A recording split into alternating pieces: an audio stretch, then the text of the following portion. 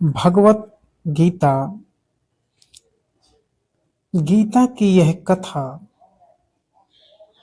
इतने रहस्यों से भरी है कि व्यक्ति जितनी ही इसकी गहराई पे जाता है वह उतने ही रहस्यों को उजागर कर पाता है। ओशो कहते हैं कि अर्जुन ने जब देखा कि मेरे ही सब अपने इकट्ठे हैं तो अर्जुन को लगा कि मैं तो आत्मघात सुसाइड कर रहा हूं। अर्जुन कभी भी घबराया नहीं दूसरों की मृत्यु से, लेकिन जब उसने युद्ध में अपनों को देखा तब उसे लगा सब मेरे अपने मर जाएं तो मैं बचूंगा कहाँ। यह थोड़ा सोचने जैसा है। हमारा मैं हमारे अपनों के जोड़ का नाम है जिसे हम मैं कहते हैं। वह मेरों के जोड़ का नाम है। अगर मेरे सब विदा हो जाएं तो मैं खो जाऊंगा, मैं बच नहीं सकता। यह मेरा मैं कुछ मेरे पिता से, कुछ मेरे भाई से, कुछ मेरे पुत्र से, कुछ मेरे मित्र से, इन सब से जुड़ा हुआ है। आश्चर्य तो यह है कि जिन्हें हम अपना कहते हैं यह केवल उनसे ही नहीं जुड़ा होता, बल्कि हम जिन्हें पराया कहते हैं उनसे भी जुड़ा हुआ होता है। तो जब मेरा शत्रु मरता है तब भी थोड़ा मैं मरता हूं, क्योंकि मैं फिर वही नहीं हो सकूंगा जो मेरे शत्रु के होने पर मैं था। बिल्कुल सत्य है। शत्रु भी मेरी जिंदगी को कुछ देता था, मेरा शत्रु था। जब होगा तभी तो शत्रु बनेगा, जब रहेगा ही नहीं तो वह शत्रु भी कैसे होगा। उससे भी मेरे मैं का संबंध था, उसके बिना मैं फिर अधूरा और खाली हो जाऊंगा। अर्जुन को दूसरों का घात होगा ऐसा दिखाई पड़ता तो बात और थी।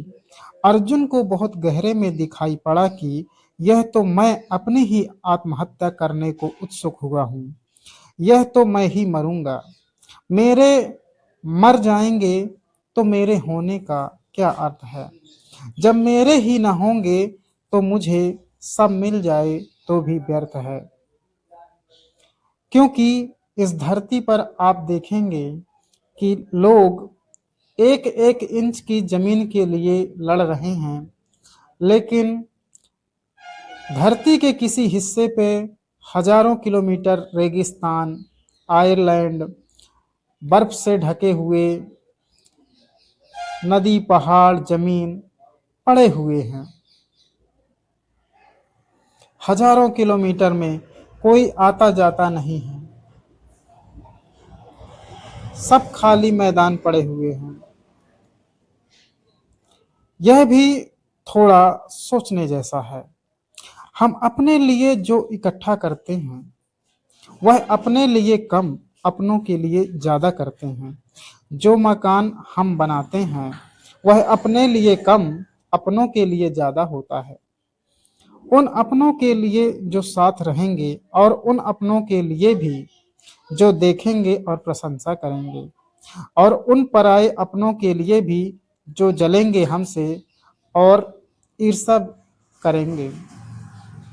अगर इस पृथ्वी पर सबसे श्रेष्ठ भवन भी मेरे पास रह जाए और अपने ना रह जाएं, मित्र भी नहीं, शत्रु भी नहीं, तो अचानक वह व्यक्ति पाएगा वह भवन, वह झोपड़ी, वह पद प्रतिष्ठा तो बद से बदतर हो गया, क्योंकि वह भवन एक फसाड, एक दिखावा था।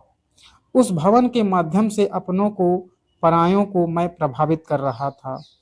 वह भवन तो सिर्फ प्रभावित करने की एक व्यवस्था थी, एक आधार था। अब मैं किसे प्रभावित करूं।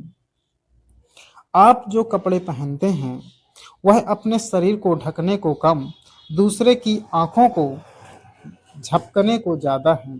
अकेले में सब बेमानी हो जाता है। आप जो सिंहासनों पर चढ़ते हैं वह सिंहासनों पर बैठने के आनंद के लिए कम, क्योंकि कोई सिंहासन पर बैठकर कभी किसी आनंद को उपलब्ध नहीं हुआ है। पर अपनों और परायों में जो हम सिंहासन पर चढ़कर जो करिश्मा जो चमत्कार पैदा करते हैं उसके लिए ज्यादा है। सिंहासन पर बैठे आप रह जाएं और नीचे से लोग खो जाएं। अचानक आप पाएंगे सिंहासन पर बैठे रहना हास्यास्पद हो गया है। आप उतर आएंगे और फिर दोबारा कभी भी उस सिंहासन पर नहीं बैठेंगे।